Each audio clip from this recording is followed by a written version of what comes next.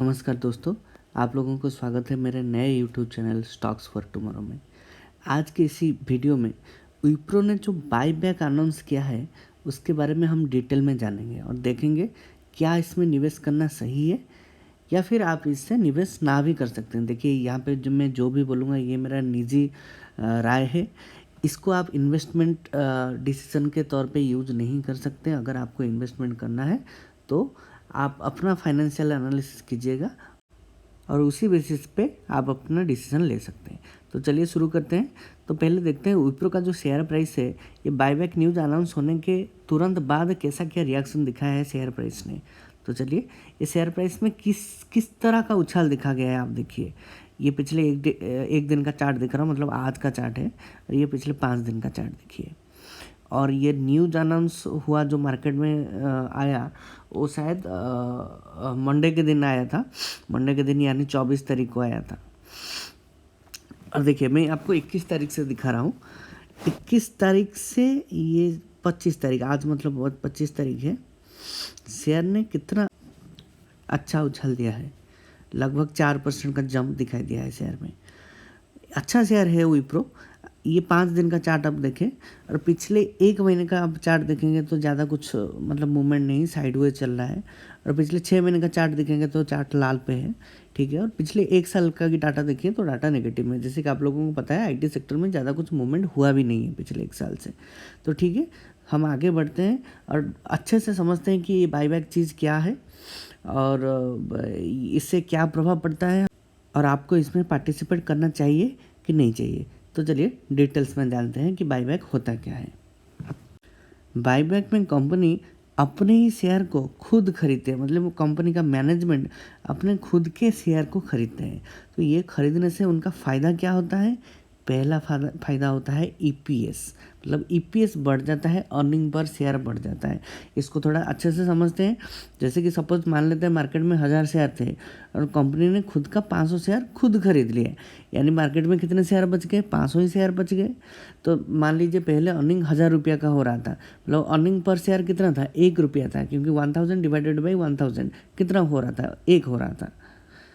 अभी कंपनी ने क्या कर दिया? 500 शेयर खुद खरीद लिए, पर अर्निंग तो वही सेम है, 1000 है।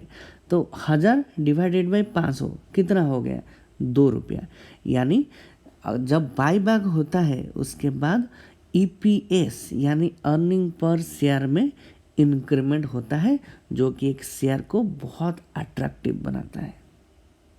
दोस्तों मैं आपको बायबैक के प्रोज एंड कॉन्स के बारे में समझा रहा हूँ ताकि इसमें इन्वेस्टमेंट करना चाहिए कि नहीं चाहिए वो डिसीजन आप खुद ले सकें, इसलिए वीडियो को पूरा लास्ट तक देखिएगा।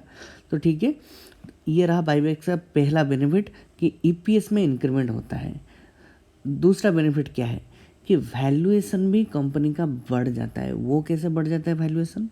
जैसे कि जब बायबैक होता है, मतलब कंपनी खुद का शेयर खुद जब खरीदता है, तब एक स्टॉक में एक स्टेडी इंक्रीमेंट, मतलब स्टॉक के प्राइस में डेली ग्रोथ दिखाई देता है। मतलब वॉल्यूम आ जाने लगते हैं, लोग खरीदने लगते हैं, वो अपने आप ही शेयर ऊपर की ओर जाने लगता है।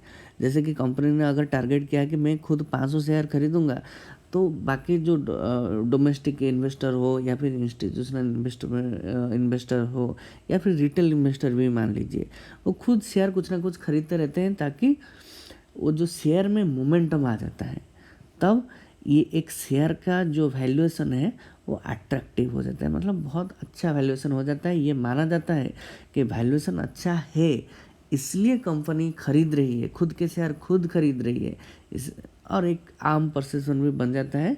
तो जो कि वैल्यूएशन अच्छा है तो हमें भी इसको खरीदना चाहिए। तो ये 2 टाइप का बेनिफिट होता है। और ड्रॉबैक क्या होता है? ऐसा नहीं कि सिर्फ बेनिफिट होता है, ड्रॉबैक भी होता है। तो चलिए, पहला ड्रॉबैक है less fund for development activities. जैसे कि आप लोगों को पता है अभी आईटी कंपनी को मेन जो चुनौती है कैसे एआई टेक्नोलॉजी को सही से इम्प्लीमेंट किया जाए, उसके साथ सारे आईटी कंपनीज लगे हैं। इसमें बहुत सारा रिसर्च, डेवलपमेंट, बैकग्राउंड नॉलेज, इस सब के बारे में जानकारी लगता है और पैसे लगते हैं इसमें।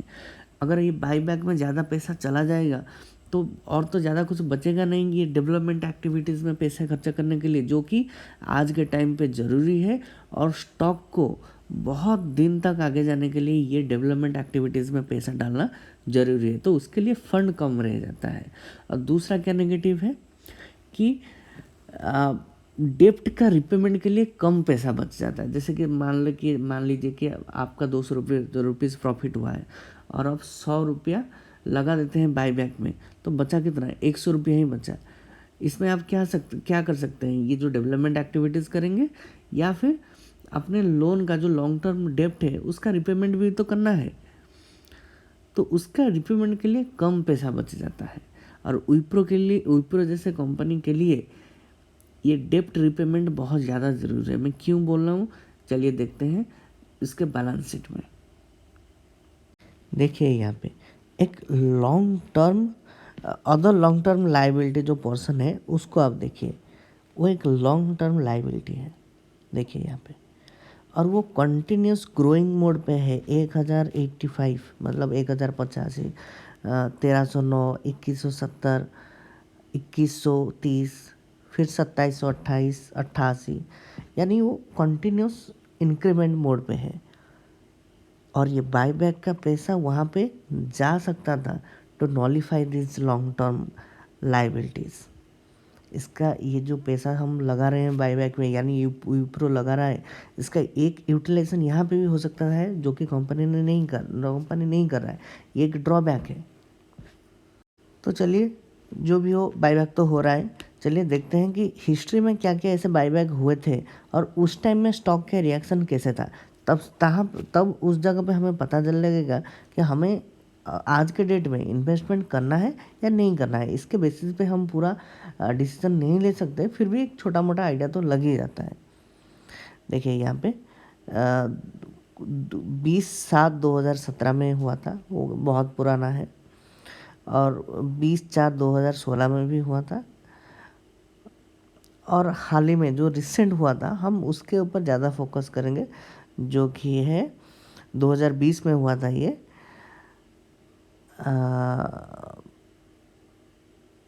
13/10/2020 हम उस टाइम में जाके देखेंगे ज़्यादातर कि स्टॉक का रिएक्शन कैसा है उस टाइम में। तो चलिए देखते हैं। 2020 मतलब 3 साल पुराना डाटा है, तो मैं 5 ईयर ग्राफ में चला जाता हूँ। और देखिए 2020 बहुत अच्छा स्लोप बनाया है स्टॉक ने और एक कंटिन्यूस इंक्रीमेंट के साथ गया है। उस टाइम बाईबैक का प्राइस जितना मुझे याद है 400 था और स्टॉक 400 को क्रॉस करके 600-700 तक भी गया था। और उसके बाद स्टॉक ने कोलैप्स किया। उसके रीज़न दूसरा है। उसका रीज़न जानने के लिए मैं एक दूसरा वीडियो में आई बटन पे लिंक कर दूंगा, आप उसको देख लीजिएगा कि ये जो कोलैप्स हो रहा है वो बाईबैक के साथ इसका कोई रिलेशन नहीं है, ये ग्लोबल मार्केट के लिए हो रहा है। पर स्टॉक ने अच्छा खासा उछाल दिखाया था उस टाइम में। और एक जो हिस्ट्री में जो दूसरा बाईबैक हुआ था वो हुआ था 2017 में, 20/7/2017। उस टाइम में देखते हैं स्टॉक का क्या रिएक्शन था। 2017 मतलब 6 साल पहले। मैक्सिमम चार्ट को चले जाते हैं। ठीक है, मतलब 170-80 था ऐसे, और ऐसे 200 तक चला गया। 30-40 पॉइंट का उछाल हुआ था। छोटा स्टॉक था उस टाइम भी। तो ये तो हम मान लेते हैं कि बाईबैक पे स्टॉक में एक अच्छा ग्रोथ दिखाई देगा। इसका मतलब ये नहीं कि आप आंखें बंद करके अपना सारा पैसा उसमें डाल दीजिएगा। बाईबैक में कंपनी अनाउंस करता है कि मैं इतने रुपये का बाईबैक लूँगा, मतलब 1000 का लूँगा, और लोगों के पास 10,000 विप्रो के हो सकते हैं शेयर, वो सब नहीं खरीदेगा। इसलिए आप सब मत खरीद लीजिएगा अपने, मतलब लोन में पैसा लेके के 1 महीने में मैं बाईबैक का पैसा आ जाएगा मैं चुका दूँगा, ऐसा मत कीजिएगा। आपके शेयर बाईबैक में मतलब शामिल हो भी सकते हैं, कंपनी उसको ना भी खरीद सकता है। बीच बीच में खरीदने के बाद पैसा आने में भी टाइम लग जाता है। और वो एक एक्स प्राइस पे, मतलब एक्स डेट एक होता है, मान लीजिए आज 27 तारीख में डिसाइड होता है, अप्रैल 27 में, कि हम बाईबैक करेंगे। और एक डेट डिसाइड होते हैं, मान लीजिए मई 10 डिसाइड हुआ, और मई 10 में जिन जिन लोगों के पास विप्रो के शेयर्स होंगे वो सब एलिजिबल हो गए बाईबैक के लिए। मान लीजिए मेरे पास 10 शेयर है, उसमें से 5 शेयर बाईबैक के लिए एलिजिबल है, तो मेरा 5 ही शेयर कंपनी लेगा और 5 मेरे पास रह जाएंगे। तो ऐसे होते हैं बाईबैक। ऐसा बिल्कुल भी मत सोचना कि आप 1000 शेयर खरीद लेंगे और विप्रो आपसे ही 1000 शेयर ले जाएगा, क्योंकि उसको अपना कोटे से लेना है और वो ट्राई करेगा मैक्सिमम रिटेल लोगों से लिया जाए। ठीक है, तो इस वीडियो में इतना ही। आगे मिलते हैं फिर एक नए वीडियो के साथ। तब तक keep investing and stay happy.